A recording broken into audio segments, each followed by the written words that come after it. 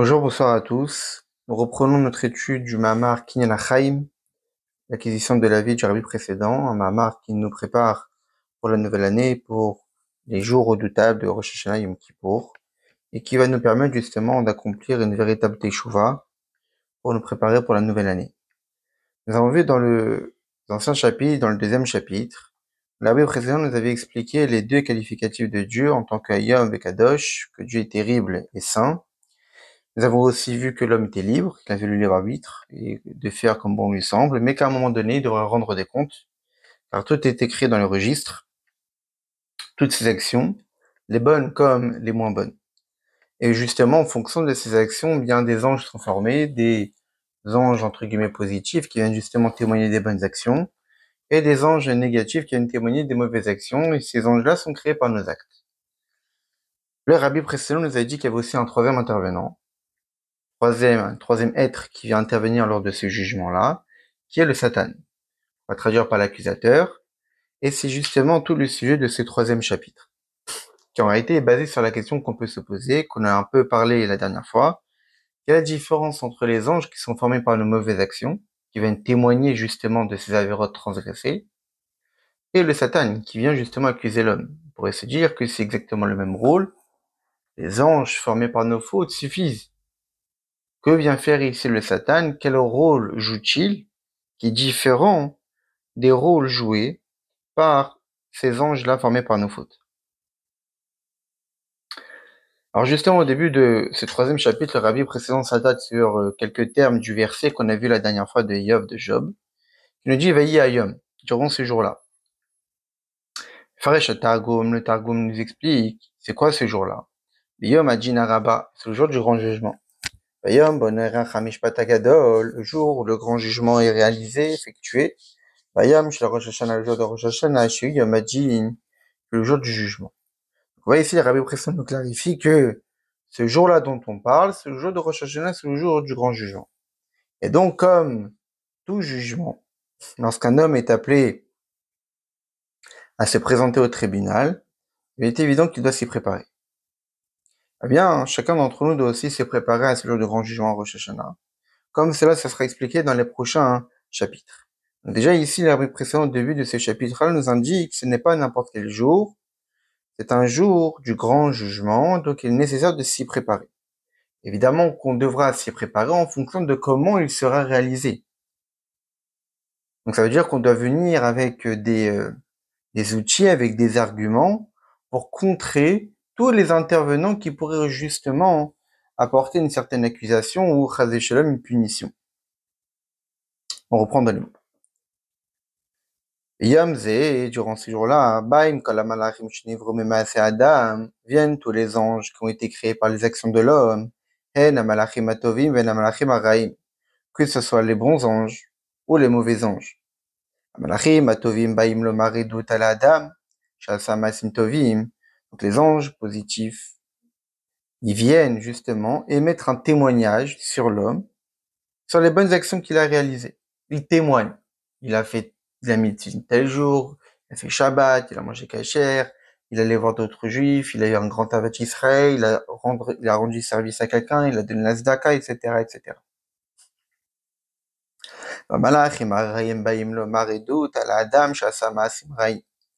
Par contre, il y a aussi malheureusement, il est possible qu'il y ait des mauvais anges qui viennent justement témoigner des mauvaises actions de l'homme. Et donc témoigner que tel jour, que Dieu nous en préserve, il a mangé pas kasher, tel jour il a mal parlé, il a fait du lashon hara, tel jour il a transgressé Shabbat, etc., etc. Donc on voit qu'on a ces différentes interventions le jour du jugement de Rosh Hashanah. Non, le rabbi précédent rajoute. Il nous dit, Ve'az ben kol hamalachim halalu. Et à ce moment-là, parmi ces anges-là, Bagam à Satan, le Satan aussi il vient. Et donc, il est évident que le jour du grand jugement se tient devant Dieu, il y a et les anges et aussi le Satan. Et donc il y a lieu ici de préciser quoi? Que chacun des intervenants vient ici se présenter devant le roi, devant le juge, devant Dieu, par une façon qui le caractérise. chaque intervenant va intervenir, va parler, va émettre son discours en fonction de comment il est, de ce qui le caractérise. On avait vu juste avant, Rabbi Yochanan nous avait bien précisé, les bons anges et les mauvais anges, ils viennent dire quoi? Un témoignage. Ils viennent témoigner. On a vu ça, on a entendu ça, on peut assurer qu'il a fait ci, qu'il a fait ça, etc. Juste émettre un témoignage. Les témoins, par définition, ne viennent pas donner leur avis sur l'acte de l'homme. Ils viennent juste justifier si l'acte a été fait ou pas. Par contre, un avis, ils ne donnent pas d'avis. C'est au juge d'en décider en fonction de ce qu'il aura réfléchi par rapport à ce que les témoins ont remis comme témoignage. Mais les témoins n'interviennent pas dans le jugement. Par contre, le Satan, lui, c'est différent. La rot et advarim haraim asher adam asa, pour montrer les mauvaises actions que l'homme aura fait, et ensuite, veledrosh makadosh baruch hu she'anisho, et de réclamer de Dieu qui le punisse. Ok, fiche Agmar omeret, comme la Gemara le dit dans le traité Baba Batra. Hua Satan, Hua Yetzahara, Hu Malach HaMavet. Cet être-là dont on parle, le Satan, c'est aussi le Yetzahara, et c'est aussi le Malach HaMavet. C'est-à-dire qu'en réalité, ce ne sont pas trois êtres différents.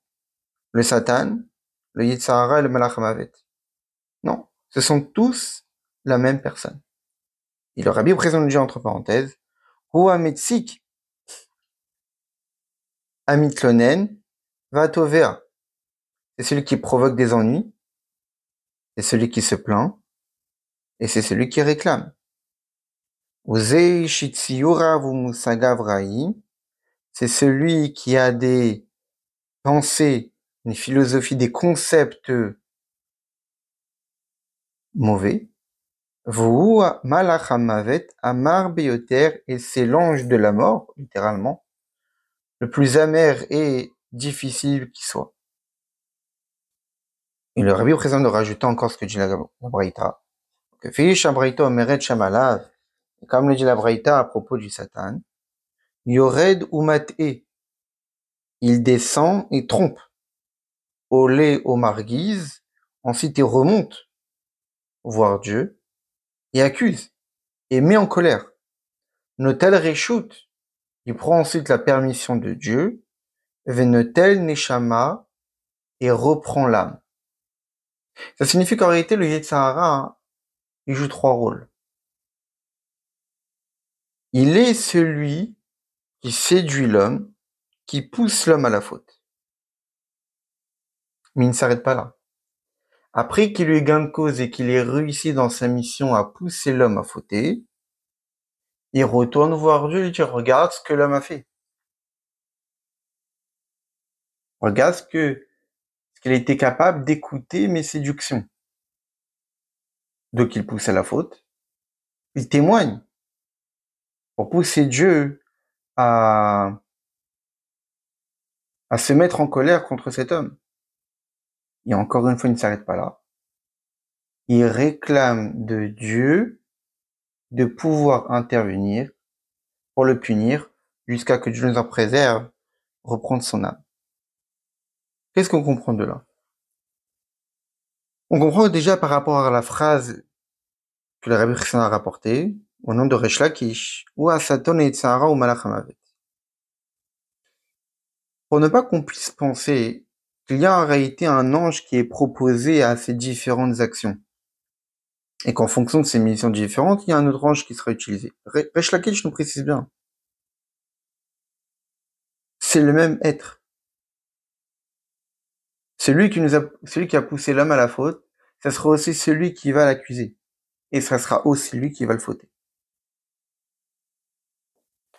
Donc ça signifie que si on veut essayer de qualifier quelle est la nature du Yetzirah, nous devons savoir que fondamentalement le Yetzirah n'est pas un autre être que le Satan. Il veut pas uniquement pousser l'homme à la faute. Il veut aussi essentiellement ce qui vient après. Qu'on ne croit pas que le travail du Yetzirah s'arrête ici. Que le travail du Yetzirah, c'est juste de séduire l'homme, d'embellir malheureusement les fautes, et de pousser l'homme à trébucher et à transgresser. Non, ce qu'il veut, c'est ce qui vient après.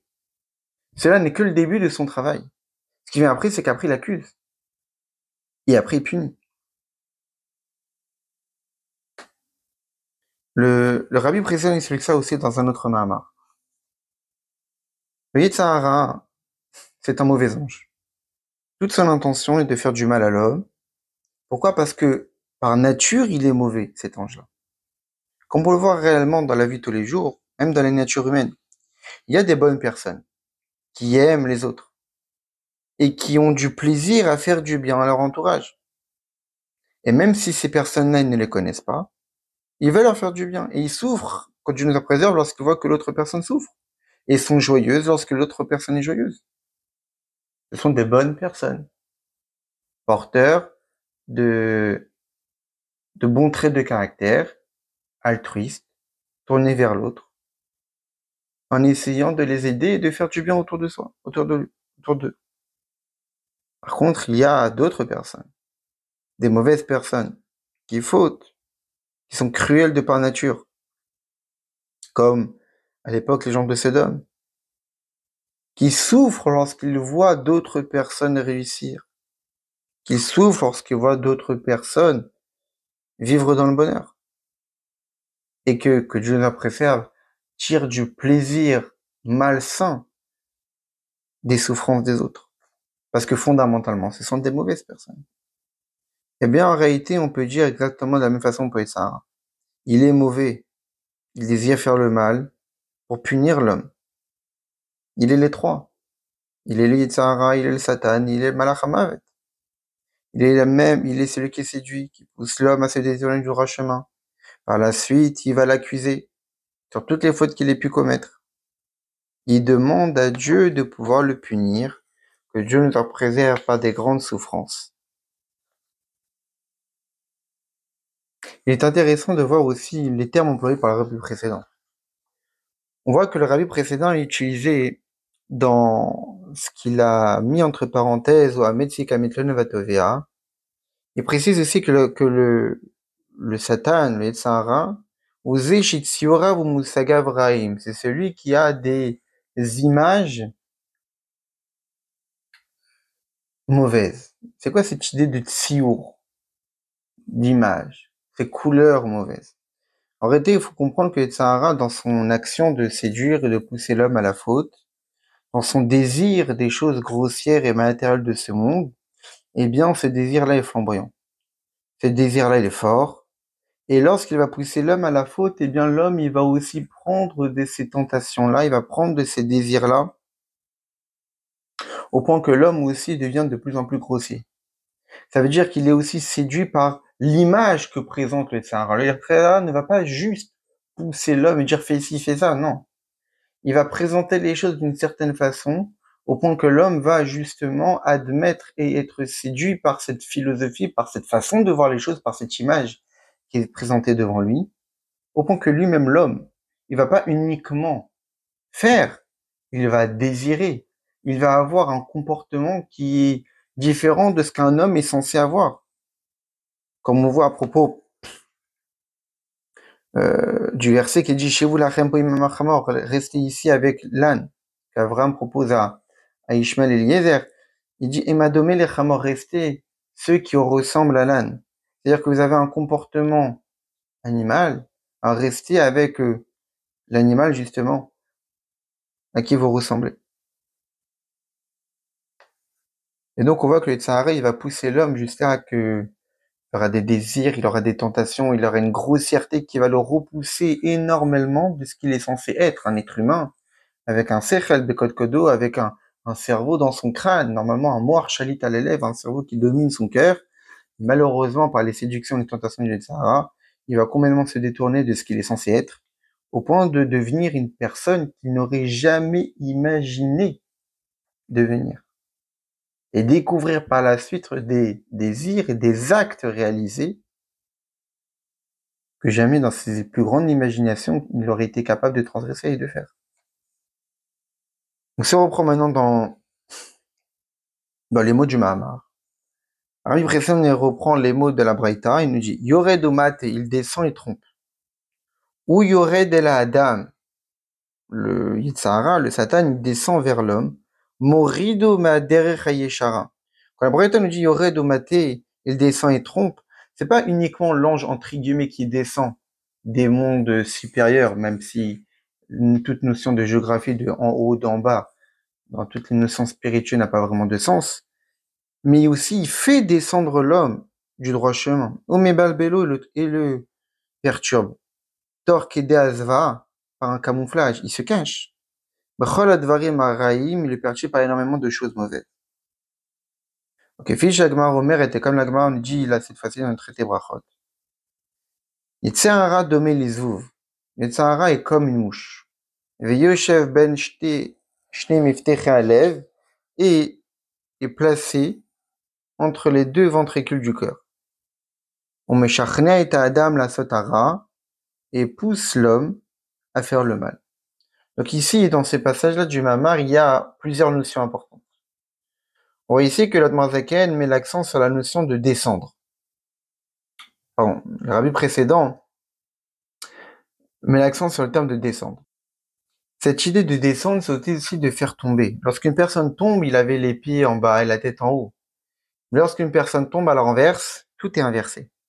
Et donc, à travers cette faute transgressée, à travers cette influence négative et néfaste du Yetzirah, l'homme peut se retrouver à la tête en l'envers et se voir effectuer et réaliser des actes, comme on l'a dit tout à l'heure, que jamais il n'aurait pu imaginer les faire. À l'inverse même de toute sa philosophie et de toute son idéologie. Et le Yetzirah, comme on le verra par la suite, est un expert. Il sait comment prendre l'homme, petit à petit, pour le pousser à faire ça. Dans l'une de ses lettres, le rabbi précédent nous dit que l'âme animale n'est pas si folle que cela. Alors, il est vrai que si on la compare à l'âme divine, on peut voir l'âme animale comme étant, comme elle porte bien son nom, comme étant un animal. Pourquoi? Parce qu'elle est portée et orientée uniquement vers les choses grossières et matérielles.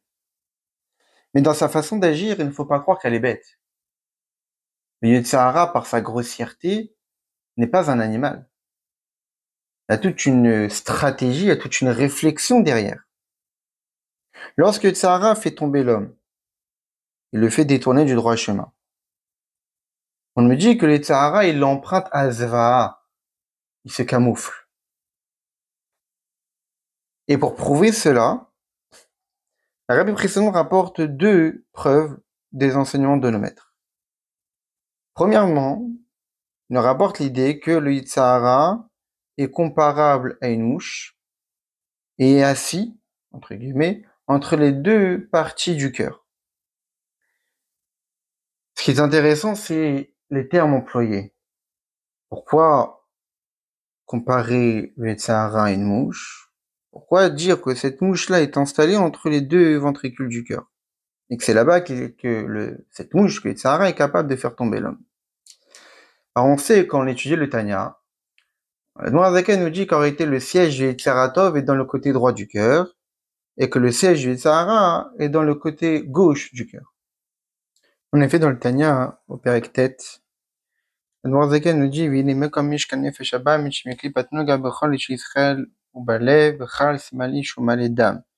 que l'endroit, le siège de l'âme animale qui provient de la Klipat Noga, se trouve en chaque juif dans le cœur, qui se trouve de le côté gauche du cœur qui est rempli de sang. Alors en réalité, parce que dans la circulation sanguine, il y a le côté droit du cœur où le sang a un certain rôle et le côté gauche du cœur. À partir du côté droit, le sang va aller vers les poumons pour être oxygéné et ensuite il va s'emmagasiner dans le côté gauche du cœur pour ensuite se déverser dans tous les autres membres du corps, les organes du corps qui ont besoin de ce sang. Donc on comprend de là qu'en réalité le côté gauche du cœur est l'endroit central où le sang s'emmagasine avant d'être renvoyé dans tous les organes du corps. Que puisqu'en réalité l'âme animale a pour rôle justement de vitaliser le corps, donc elle va s'habiller dans le sang, comme cela est marqué dans le premier chapitre du Tanya. C'est pour cette raison que l'endroit où siège essentiellement, entre guillemets, l'âme animale, et dans le côté gauche du cœur. Parce que c'est là-bas où est centralisé le sang qui va se déverser dans les membres du corps. Et c'est aussi là-bas où il y a ce fameux révit d'âme, cette quantité minimale de sang qui est les minimum syndical pour que l'homme soit en vie. Par la suite, la Zaken explique que le Yetzaratov, lui, se trouve justement dans le côté droit du cœur. Par rapport à ces différents rôles que le cœur a dans sa partie gauche, dans sa partie droite. En tout état de cause, qu'est-ce qu'on comprend de là? On comprend qu'en réalité, le Yetzaratov se trouve à droite, et donc il va inciter l'homme à bien se comporter. Le Yetzara, lui, se trouve au côté gauche. Maintenant, le Yetzaratov, qui lui incite l'homme à bien se comporter, il ne va pas changer de place, il va rester à droite pour pousser l'homme à bien se comporter. Par contre, le Yetzara, lui, même si son endroit de prédisposé, c'est le côté gauche, il peut lui arriver, comme le disent le maître dans le traité Brachot, que il se trouve entre les deux. Pour quelle raison on dit qu'il est comme une mouche qui se trouve entre les deux côtés du cœur? Parce que justement, le Yetzirah, toute son intention, c'est quoi? C'est de pousser l'homme à la faute. Mais il sait que pour cela, il peut pas se présenter dès le départ comme étant le Yetzirah. Donc au départ, il va se présenter comme étant le Yetzirah Tov, comme étant quelqu'un qui va le pousser à avoir un surplus de sainteté, à bien se comporter. Et lorsque l'homme ne fera pas attention d'où proviennent tous ces conseils, toutes ces indications, toutes ces incitations, eh bien malheureusement il va tomber sous l'emprise du Yetzirah, parce qu'il n'arrivera pas à distinguer et à discerner que derrière ces conseils-là se trouvent de mauvaises intentions. C'est en ça que le Yetzirah est comparé à une mouche. Parce que déjà, la mouche, c'est la même valeur numérique que le mot chet, si on prend le kollel. Et aussi, la mouche, c'est la même valeur numérique que tov. Qu'est-ce que ça veut dire? C'est-à-dire que le Yetzirah, justement, il va se présenter à l'homme comme étant une bonne chose, comme étant quelqu'un qui lui souhaite le bien, qui ne veut que son bien, que son bonheur. Et donc il va au départ séduire l'homme, non pas par des choses gravissimes, mais par des choses légères. Et petit à petit, progressivement, c'est pour cette raison que parfois on l'appelait Oler, quelqu'un qui passe, Omed, quelqu'un qui se tient debout, ou Yoshev, quelqu'un qui s'installe au début, Sahara, c'est un invité. Il n'a que pour passer. Ensuite, cette Sarah, c'est quelqu'un qui Omed, quelqu'un qui se tient debout. Il n'est pas juste là pour passer. Il reste. Il donne son avis. Il est comme une sorte d'associé. Ensuite, il y Yoshev, il s'assoit, c'est lui le maître des lieux. Donc on voit que, comme le Rabbi Presson expliqué immédiatement dans le Mamar, le Tzahara, il a sa façon d'agir. Il a tout un processus, tout un programme. Il sait très bien comment s'y faire. C'est un expert dans son travail. Et donc c'est ça, cette première image que le Rabbi Presson nous donne, ce premier enseignement de le maître, pour bien nous expliquer que le Tzahara a toute une stratégie, que l'âme animale est appelée animale parce qu'elle a des désirs grossiers, et non pas parce qu'elle n'a pas d'intelligence et de réflexion de stratégie. Le deuxième enseignement de maître qui est bien connu, c'est celui-ci, celui de Masechet Shabbat. On reprend dans le Mama. Que fiche la Gemara Ogmeret, comme la Gemara nous le dit, car Tsara, ainsi est le travail du Tsara, comment il agit. Yom, Omer lo Asekar, au début, il dit de faire ci. Les Machar, Omer lo Asekar, lui demande de faire ça. Tu Omer lo Avodazara, jusqu'à qu'il lui demande de transgresser l'idolâtrie. Le Yetzirah, il agit envers l'homme avec énormément d'intelligence. Au départ, au départ, il va jamais lui demander de faire quelque chose d'interdit. Au départ, au départ, Yetzirah va juste lui donner des conseils pour l'inciter à ce qu'il l'écoute. Dans toutes les choses qui sont bonnes et permises. Au départ, Yetzirah va nous pousser, mange ça, c'est bon pour toi. Bois ça, c'est très bon pour toi. Et ainsi de suite, plein de bonnes choses, divers et variés. Mais car, mais c'est uniquement par la suite. Va l'inciter, le pousser, le forcer à faire des choses interdites. Au point que il va le pousser à se comporter comme on ne voit plus de judaïsme chez lui. Et Omer, qu'est-ce que ça veut dire? Que le Yitzhara attrape l'homme et l'emprisonne, les hâte, au bedrakatiout, et petit à petit et progressivement, vio les matzav shebo, jusqu'à qu'il le pousse une situation où, mitafsheret trifa harona la siatara, jusqu'à que le pousse à faire le mal. Le Yitzhara, il a toute une stratégie. Il connaît la personne. Il saura justement jouer des moments, des sentiments, de l'état de la personne pour savoir de quelle façon il va lui parler, tellement il faut parler tel sujet, tellement il faut parler tel sujet pour justement pousser la personne à atteindre l'objectif que Sarah avait au départ, qui est de transgresser un interdit grave. Le Rabbi, dans l'une de ses sikhot, justement, nous explique ça clairement. Il nous dit que le Sahara, il sait très bien qu'il a en face de lui un descendant d'Avraham et Yaakov. Lui dire au départ à ses descendants d'Avraham et Yaakov, et transgresser une avéra, c'est sûr qu'il n'y arrivera pas. Donc au départ, petit à petit, il va aller étape par étape, échelon après échelon. Au départ, il va pas le pousser à transgresser une avéra. Au départ, il va lui dire d'accomplir une mitzvah. Seulement, accomplis une mitzvah. Mais ne fais pas la méadrim et la méadrim. Ne la fais pas de la meilleure des façons. Tu veux manger cachère, mange cachère. Bon, tu peux te suffire de manger de la viande avec pas la meilleure ashgacha. Tu manges cachère. Pas obligé d'en arriver là. Les tefilines, mets les tefilines tous les jours. Et t'es pas obligé d'avoir des tefilines d'une très bonne qualité. La tefila, tu peux faire la tefila. T'es pas obligé d'avoir une très grande concentration. Ensuite, ça continue. Il lui dit, tu peux accomplir les mitzvot, mais tu n'es pas obligé d'accomplir les mitzvot en respectant entièrement la halakha. Il y a des cas de la halakha qu'on appelle des chatatrak, des cas de force majeure, où dans ces situations-là, tu peux te permettre de te suffire d'une minimum syndical. Dans des cas de force majeure, tu peux raccourcir cette tefila. Et le tsar va lui dire, cette permission existe. Pourquoi pas ne pas le faire tous les jours? Après tout, c'est possible. C'est une porte ouverte laissée dans la halakha. Bah, accomplis cette mitzvah-là de cette façon-là. Et ainsi, petit à petit, progressivement, le tsara va le pousser à transgresser un interdit.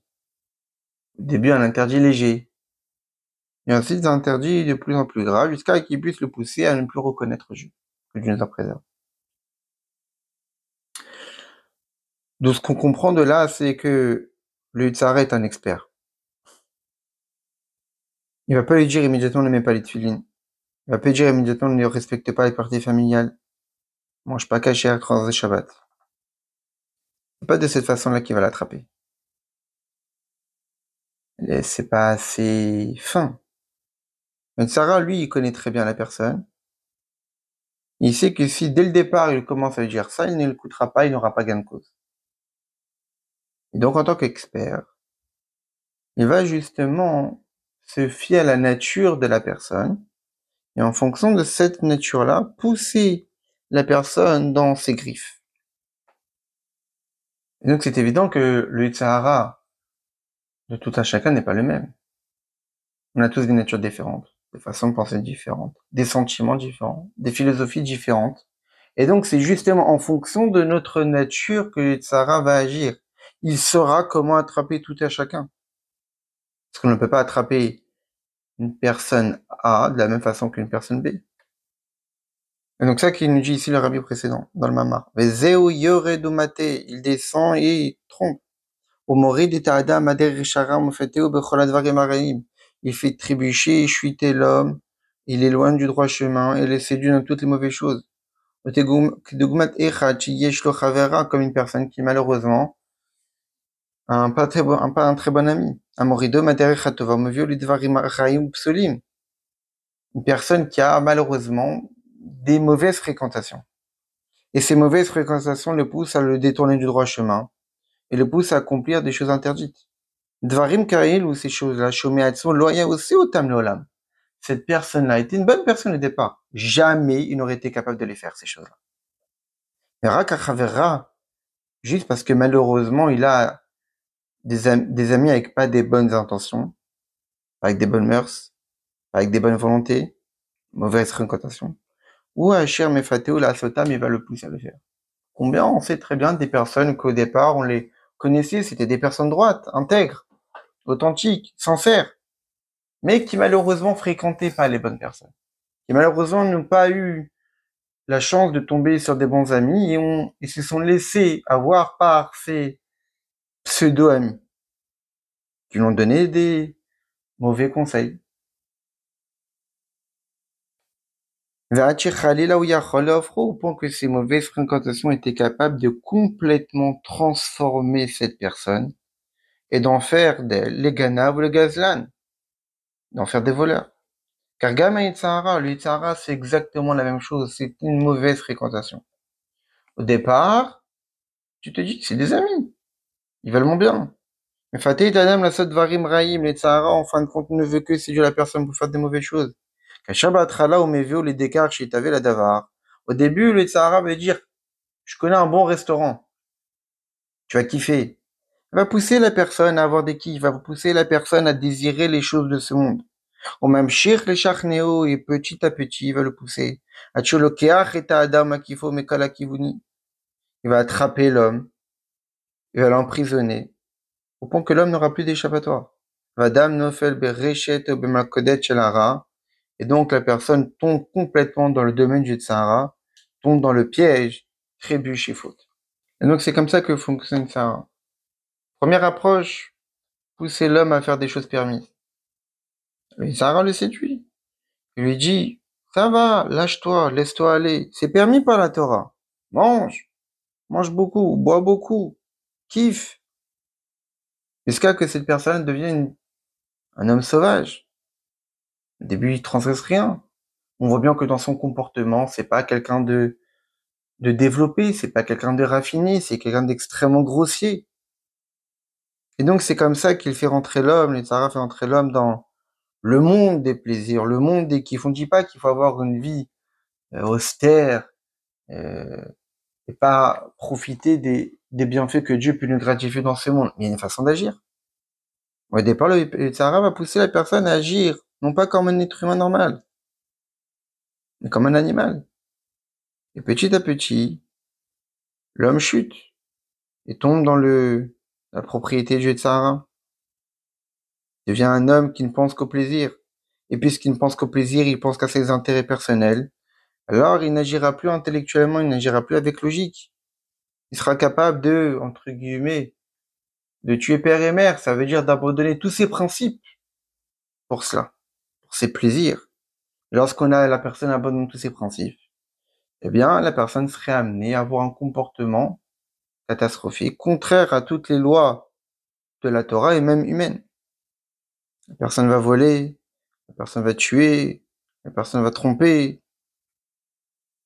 Et donc, c'est comme ça qu'un homme tombe dans le filet du Yetzirah. Donc, c'est ça le message du 3e chapitre de ce Mahamar, qui est de nous indiquer comment le Yetzirah fonctionne, quel est son rôle dans le jugement. Le Yetzirah ne vient pas juste témoigner, le Satan vient accuser. Mais c'est pas n'importe qui vient accuser, c'est celui qui a poussé l'homme à fauter. Donc imaginons donc le cas là, imaginons qu'on a quelqu'un au fond de nous, quelqu'un qu'on connaît, qui vient nous pousser à faire un casse, à voler une banque. Cette même personne qui nous a donné ce pseudo conseil va aller voir les autorités et nous dénoncer. Lorsqu'on imagine telle personne, on pourrait se dire mais c'est une pourriture. C'est elle qui m'a poussé à mal agir. Et c'est elle qui va aller voir les autorités pour me dénoncer. Ça s'arrête pas là.